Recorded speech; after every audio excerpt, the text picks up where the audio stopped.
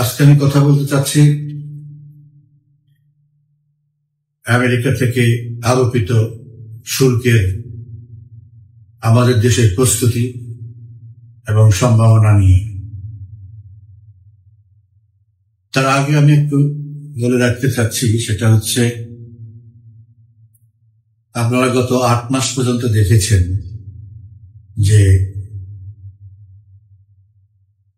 ইউনূস চক্র যখনই কোনো একটা তালগোল পাকিয়ে ফেলে, কোনো একটা ভেজালের মধ্যে পড়ে, কোনো একটা চাপের মধ্যে পড়ে, তখনই প্রধানমন্ত্রী পরিবারকে বা প্রধানমন্ত্রীকে তার বিরুদ্ধে কুৎসা রটনা করে, তাদের পরিবারের বিরুদ্ধে কুৎসা রটনা করে এটা সামনে নিয়ে আসে। ঠিক একই ঘটনা আজকেও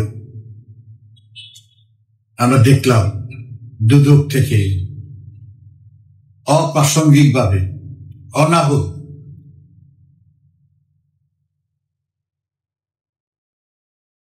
যুক্তরাজ্যের সংসদ সদস্য টিউলিপ সিদ্দিকীর বিরুদ্ধে আবার নতুন করে প্রশ্ন উত্থাপন করেছে। আপনারা নিশ্চয়ই দেখেছেন যে কয়েকদিন আগে টিউলিপ সিদ্দিক নিজে কথা বলেছে, পার্লামেন্টে কথা বলেছে, এবং তার নিয়োজিত উকিলের মাধ্যমে, আইনজীবীর মাধ্যমে দুদককে নোটিশ দেওয়া হয়েছে এবং সতর্ক করা হয়েছে এরপরে যদি কোনো কিছু জানার থাকে যেন তার সাথে সরাসরি যোগাযোগ করে। তারা সেই দিকে যোগাযোগ না করে আজকে নতুন করে বলল যে দালিলিক তথ্য মানে কি? কোন বলে নাই যে প্রমাণ আছে। প্রমাণ মানে হলো কি? তথ্য তো বিভিন্ন কাছ থেকে শুনে কোন পত্রিকায় ছাপায় বা কোনো না কোনো ভাবে সূত্রে যেই খবরটা পায় ওইটা হলো তথ্য। আর এই তথ্যটাকে যখন যাচাই বাছাই করে যখন সঠিক হয় তখন এটা প্রমাণ হয়। তো তারা প্রমাণ বলে না, বলে তথ্য, দালিলিক তথ্য পাওয়া গেছে এবং তাতে সে অভিযোগ সত্য বলে প্রমাণ হবে। এবং টিউলিপ যে পদত্যাগ করেছে এইসব কারণেই পদত্যাগ করেছে। এই যে আননেসেসারি কথা এনে এই একটা শোক, যদিও এটা এখন আর এসব কেউ পাত্তা দেয় না, এদের কথা কেউ বিশ্বাসও করে না, কিন্তু তারপরেও এই অপচেষ্টা থেকেই যায়। তো যাই হোক, এটা নিয়ে আমি কিছু বলতে চাচ্ছি না বেশি কিছু। টিউলিপ সিদ্দিকী নিজে যখন কথা বলতেছে, তার আইনজীবী যেহেতু কথা বলছে, তারাই সেগুলি বুঝবে এবং দুদকের এই অন্যায় এবং উদ্দেশ্য প্রণোদিত এই প্রতিহিংসাপরায়ণ আচরণের নিশ্চয়ই ব্রিটিশ সরকারও এটা নিয়ে তৎপর আছে এবং তাদেরকে সেখানে পয়সা দিতে হবে।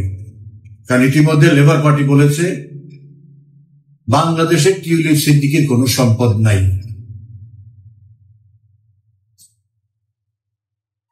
যা নিজের কোনো সম্পদ নাই, যা আছে তা পৈতৃক সূত্রে পাওয়া। তো যাই হোক, এগুলো তারা বলবে। আমরা মূল কথায় আসি। আপনারা নিশ্চয়ই কম বেশি সবাই জানেন যে আমেরিকা আমাদের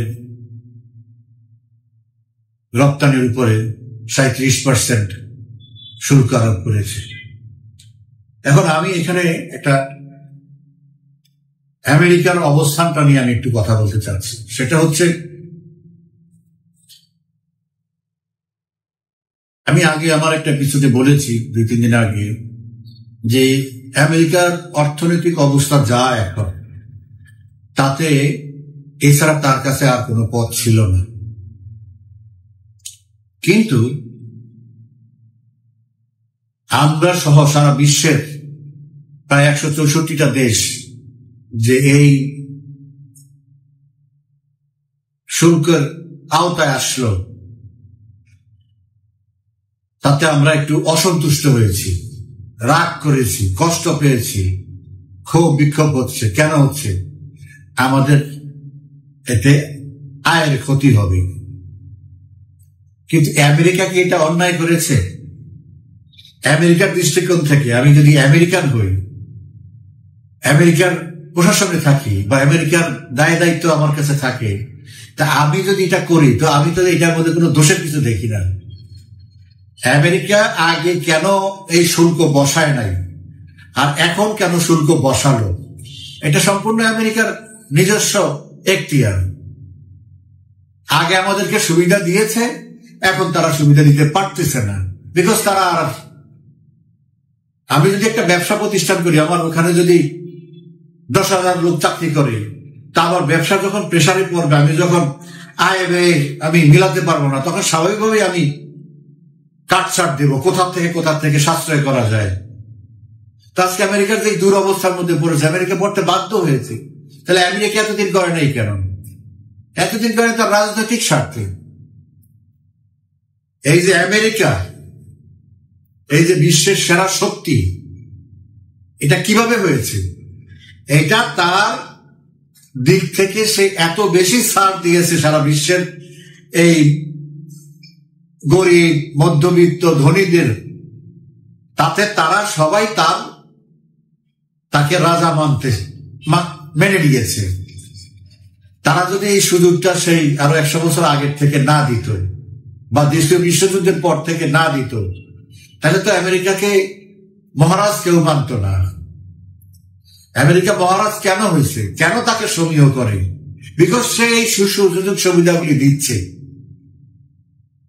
এই সুযোগ সুবিধা পেয়ে আমরা বুঝে গেছি যে এটা আমাদের আইনগত প্রাপ্যতা, এটা আমাদের আইনগত অধিকার। বিষয়টা আসলে তা না। এখন আমি যদি বলি যে না, আমি এটা মানলাম না, তাইলে আমাকে আমেরিকার সেই রাজত্ব থেকে বেরিয়ে আসতে হবে। না, আমি তোমার রাজা মানি না, তুমি আমার কাছে এরকম এত ট্যাক্স বসাইছো, বা তুমি রাজা, তুমি প্রজার উপরে এত ট্যাক্স বসাইছো, এত কর বসাইছো, আমি তোমার এই রাজ্যে থাকবো না। It's my choice. আমেরিকার কিছু বলার নেই, যেতে পারি। এখন আমেরিকায় রাজত্বটা সৃষ্টি করেছে এই সুযোগ সুবিধাগুলি দিয়ে।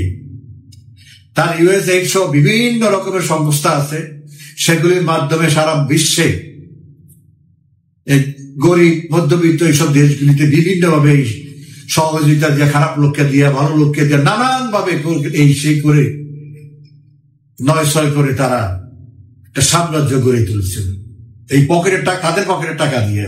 এই যে ট্যাক্সটা যে আমার ফ্রি ছিল বা কম ছিল, এটা তাদের। আমি তার উপরে 75% ট্যাক্স ধরবো, সে আমাকে 15% ট্যাক্স দেবে। এটা আমি কিভাবে, কেন আশা করবো? এটা কেন? আমরা যখন কথা বলি সমতার ভিত্তিতে, সম্মানের ভিত্তিতে, তো তাইলে আমি আমেরিকার সাথে সমতার ভিত্তিতে যাবো না। সে আমার উপরে 37% ট্যাক্স দিচ্ছে, আমি কেন তার উপরে 75% ট্যাক্স দেবো? It's a valid question for him. তো এখন কথা হচ্ছে, আমরা যেহেতু তার মুখাপেক্ষী হয়েছি, এখন সে বিপদে পড়েছে। কারণ তার যে অর্থনৈতিক সিস্টেমটা, এটি একটা ভ্রান্ত সিস্টেম। তারা সমাজতন্ত্রকে চাপা দেওয়ার জন্য, সিঙ্গেল আউট করার জন্য, মাঠ থেকে সরিয়ে দেওয়ার জন্য তারা অনৈতিক সুবিধা দিয়া মানুষকে লোভী করেছে। লোভী মানুষের আশা বাড়িয়ে দিয়েছে, মানুষকে বড় হতে শিখাইছে। এখন এই যে বড়টা যে হলো, এটা হলো অল্প কয়েকজন লোক, সেই আমেরিকা থেকে বাংলাদেশ পর্যন্ত মাত্র 2-3% লোক বড় হলো, আর 95 থেকে 97% লোক তলানীতি রয়ে গেল। দিন আনে দিন খাই, সেভিংস নাই, যা হয় তাই ব্যয়, সামান্য সেভিংস। ওদের দেশে তো চিকিৎসা ফি সরকারি, আমাদের দেশে তো তাও না। যা আছে সেটা বড় কোনো রোগের জন্য না, মানে বড় কোনো রোগের জন্য না। তো সেই ক্ষেত্রে এখানে আমেরিকাকে দোষ দেওয়া যাবে না। এটা দোষটা হলো আমার মেনে হলো স্বভাব, যে আমরা তার উপরে মুখাপেক্ষী হয়েছি। সে আমাদেরকে মূলা ঝুলিয়েছে, আমরা সেটা নিয়েছি। এখন তার এক্সিস্টেন্সের প্রশ্ন, সে সেটা সরাই নিয়ে বা টাইট দিয়েছে, আমরা বিপদে পড়েছি।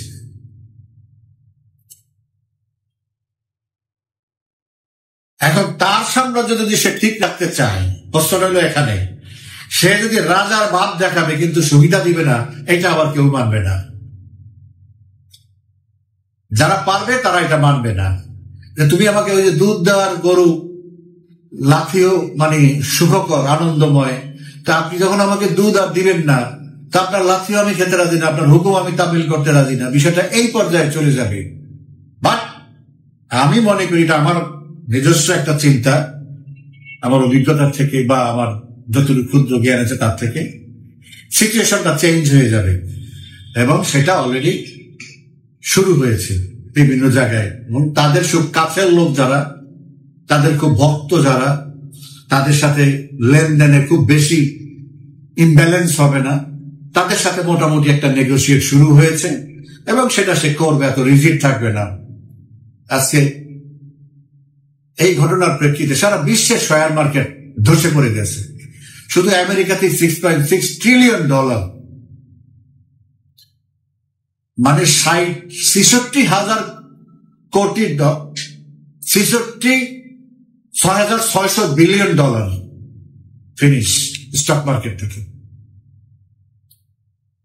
এটা কত বছরে কাভার হবে আনইমাজিনেবল।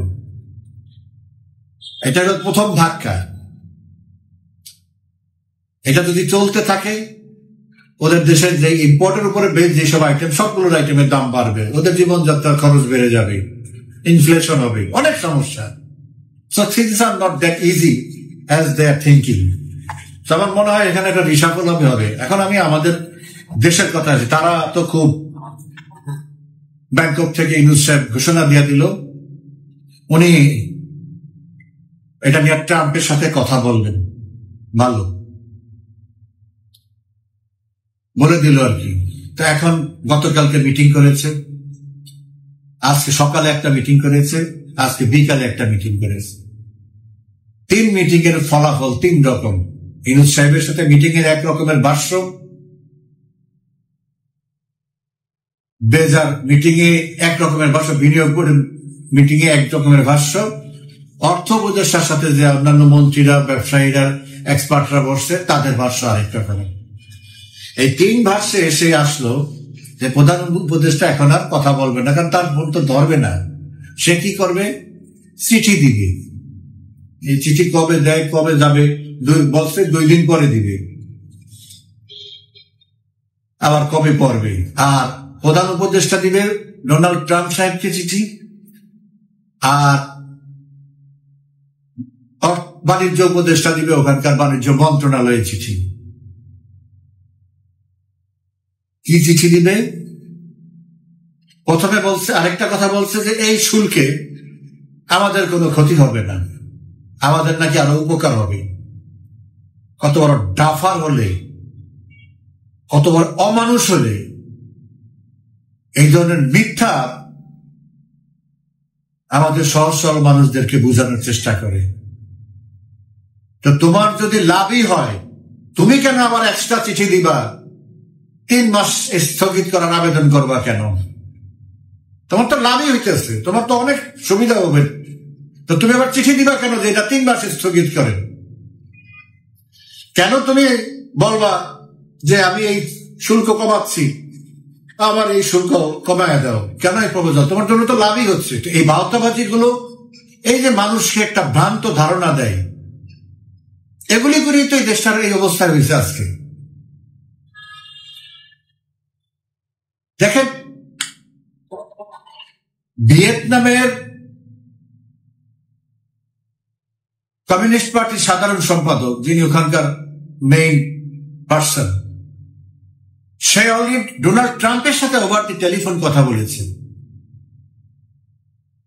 ট্রাম্প নিজেদের সাংবাদিকদেরকে বলছে যে আমার সাথে ফ্রুটফুল ডিসকাশন হয়েছে, and we are hopeful we can solve this problem beneficial for both of us। এটা ট্রাম্পের কথা। তো ভিয়েতনামকে 46% ট্যাক্স বসাইছে, তারা এগুলি আগের থেকেই জানতো, আগেই সেই প্রিপারেশন নিয়ে বসে আছে। ঘটনা ঘটার একদিন পরেই, যেদিন 3 তারিখে গেছে, 4 তারিখে সে কথা বলছে।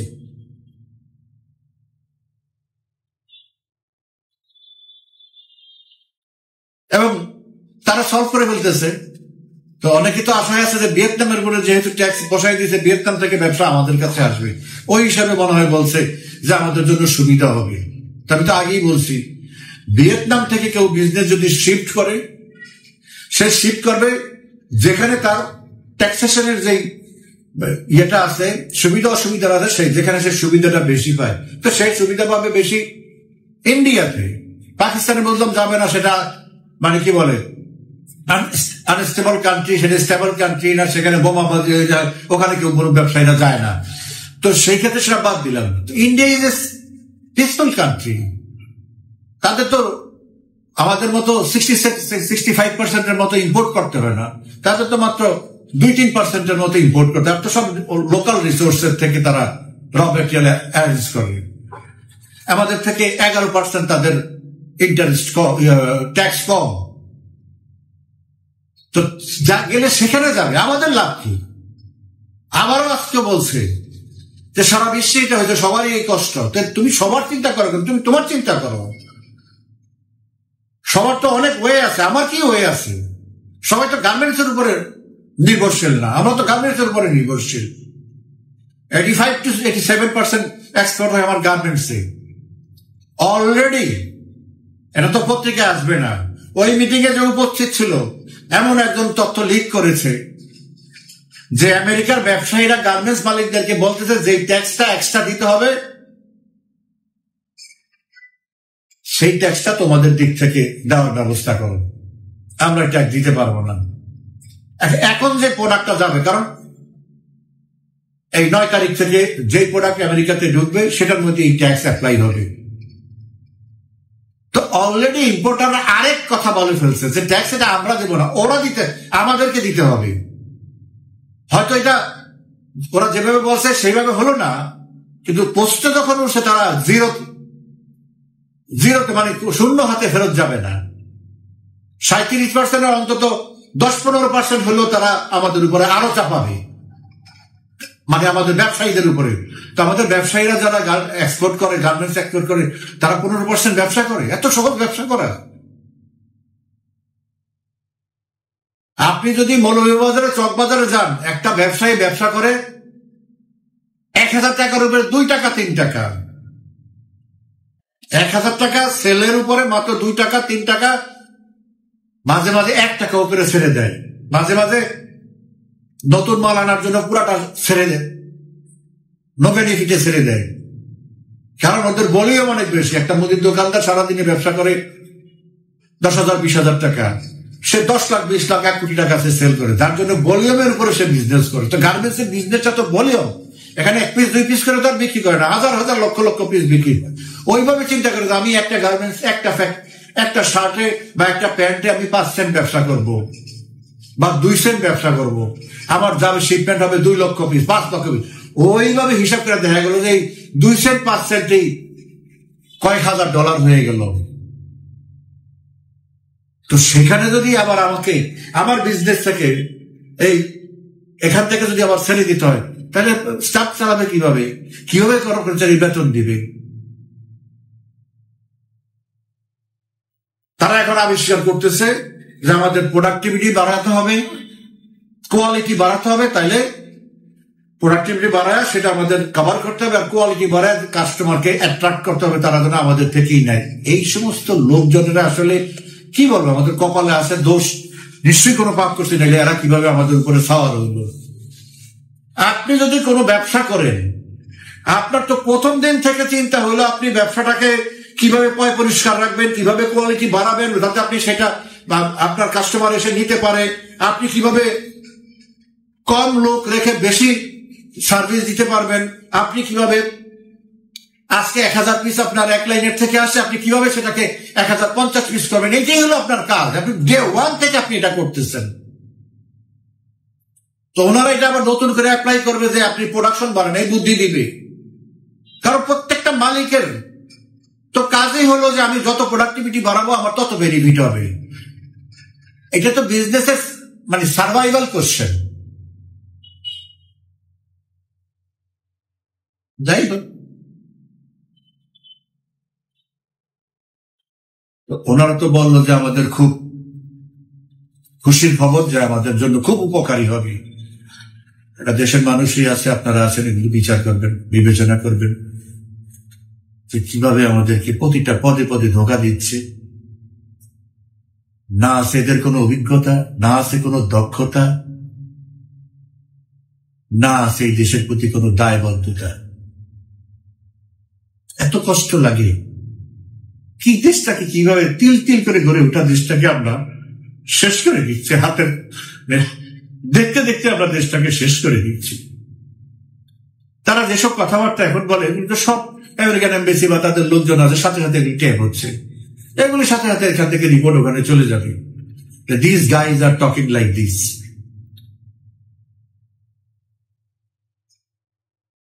আমি তো বললাম না, আলটিমেটলি ক্ষতিটা এই দেশের ক্ষতি, শেষ করে দিবে দেশটা।